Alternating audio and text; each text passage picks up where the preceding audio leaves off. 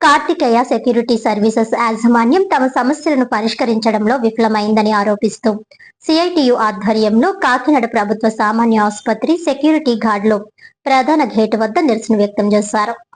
ఈ సందర్భంగా సిఐటియు నగర కో కన్వీనర్ పలివెల వీరబాబు మాట్లాడుతూ 2025 జూన్ 1 నుండి జీజీహెచ్ మరియు రంగరాయ మెడికల్ కళాశాలల్లో సెక్యూరిటీ కాంట్రాక్ట్ ను ఈ సంస్థ నిర్వహిస్తుందని అన్నారు. ప్రభుత్వ నిబంధనల ప్రకారం పిఎఫ్, ఈఎస్ఐతో కలిపి నెలకు 13,960 రూపాయలు చెల్లించాల్సి ఉండగా కేవలం 12,099 రూపాయలు మాత్రమే ఇస్తున్నారని విమర్శించారు. అంతేకాకుండా గతంలో అమల్లో ఉన్న క్యాజువల్ లీవ్లను రద్దు చేసి కార్మికుల జీతాల్లో కోత విధిస్తున్నారని తెలిపారు. సిఐటియు సంఘంలో చేరిన గార్డులను విధులకు దూరం చేస్తున్నారని ఆరోపించారు.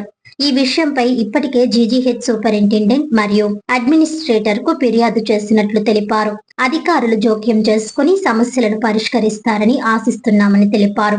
అయితే సమస్యలు పరిష్కారం కాని పక్షంలో మార్చి 25 నుంచి జీజీహెచ్ సెక్యూరిటీ కార్యాలయం ఎదుట నిరవధిక నిరాహార దీక్షలు చేపడతామని హెచ్చరించారు. ఈ ఆందోళనకు అనుబంధ సంఘాలు మరియు ఇతర కార్మిక సంఘాల మద్దతు కూడా తీసుకుంటామని తెలిపారు. ఈ ధర్నాలో సిఐటియు నాయకులు, సెక్యూరిటీ గార్డులు, యూనియన్ సభ్యులు మరియు ఇతర కార్మిక సంఘాల ప్రతినిధులు పాల్గొని మద్దతు ప్రకటించారు.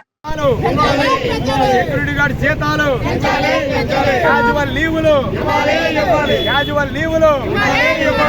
జీతాలు. కాకినాడ ప్రభుత్వ సామాన్య ఆసుపత్రి రంగరాయ మెడికల్ కాలేజీలో సెక్యూరిటీ నిర్వహణ నిమిత్తం 2025 జూన్ 1 నుంచి కార్తికేయ సెక్యూరిటీ సర్వీసెస్ అనే సంస్థ కాంట్రాక్ట్ నిర్వహిస్తున్నారు. ప్రభుత్వం యొక్క జీవో ప్రకారం పిఎఫ్, ఈఎస్ఐ కలిపి 18,600 రూపాయలు జీతం అమలు చేయాలా.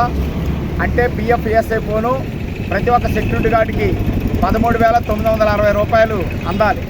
కానీ ప్రస్తుతం 12,099 రూపాయలు మాత్రమే అందుతున్నది.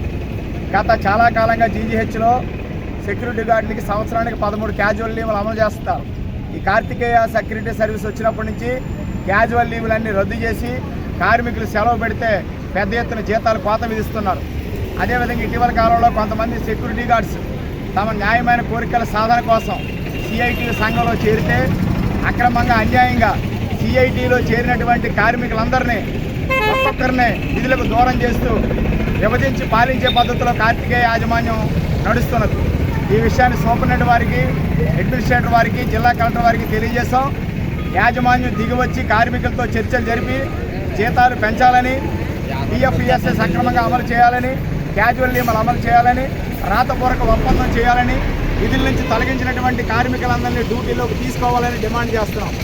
యాజమాన్యం దిగి రాకపోయినా, ప్రభుత్వ అధికారులు, ఆసుపత్రి యాజమాన్యం స్పందించకపోయినా మార్చి 25వ తేదీ బుధవారం ఉదయం నుంచి జీజీహెచ్లో ఉన్నటువంటి సెక్యూరిటీ కార్యాలయం వద్ద నిరవధిక నిరాహార దీక్ష చేపడతామని ఇప్పటికే వ్రాతపూర్వకంగా తెలియజేయడం జరిగింది. కాబట్టి జరగబోయే పరిణామాలకి కార్తికేయ సెక్యూరిటీ సర్వీస్ యాజమాన్యం బాధ్యత వహించాలా. జీజీహెచ్ ఉన్నతాధికారులు కూడా ముందుకొచ్చి కార్మికులతో చర్చలు జరిపి న్యాయమైన డిమాండ్స్ పరిష్కారాన్ని కృషి చేయాలని సిఐటికి విజ్ఞప్తి చేస్తున్నాం. వార్తలోని ముఖ్యాంశాలు మరోసారి.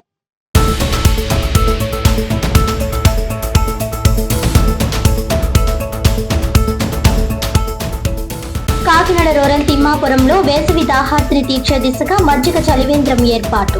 గత 14 సంవత్సరాలుగా చలివేంద్రాలను ఏర్పాటు చేస్తున్న మీనాక్షి, రాంబాబు దంపతుల సేవలు అభినందించిన జనసేన పార్టీ గ్రామ గౌరవాధ్యక్షులు మాదారపు తాతాజీ.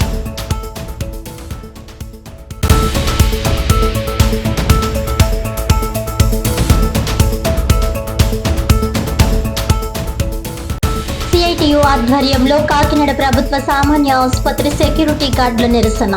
తమ సమస్యలను పరిష్కరించడంలో విఫలమైన కార్తికేయ సెక్యూరిటీ సర్వీసెస్ యాజమాన్యం నుంచి న్యాయం చేయాలని డిమాండ్.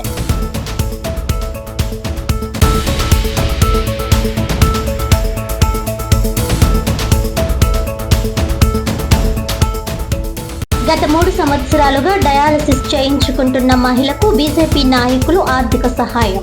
2 కిడ్నీలు పాడైపోయిన పిఠాపురంకు చెందిన అలుగోలు సుధాకు 20,000 రూపాయలు అందజేసి ఔదార్యం చాటుకున్న గుంటూరు సోమరాజు.